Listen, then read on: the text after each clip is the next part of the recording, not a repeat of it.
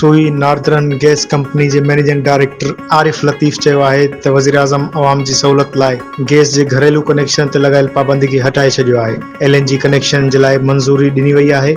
Islamabad regional office में press conference कंदे MD SNG PLG जो चवणु हो त हिन साल 3 लख कनेक्शन जो टारगेट पूरो कयो वेंदो ऐं ईंदड़ साल खां हर साल 6 लख घरेलू सार्फिन खे कनेक्शन जी सहूलियत ॾिनी वेंदी। इन हवाले सां SNG PL जे हेड ऑफिसनि में मॉनिटरिंग यूनिट क़ाइमु कया वेंदा। रीजनल सतह ते बि मॉनिटरिंग यूनिट्स ठाहिया विया आहिनि।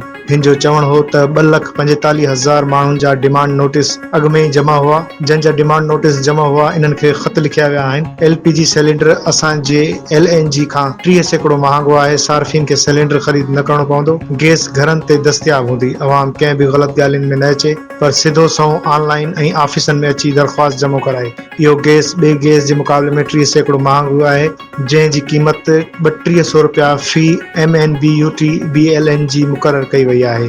असां हिकु भेरो ॿियो ॿुधाईंदा हलूं त सुई नार्दर्न गैस कंपनी जे मैनेजिंग डायरेक्टर चयो आहे त 4 सालनि लाइ नवां कनेक्शन असां हाणे जारी कंदासीं।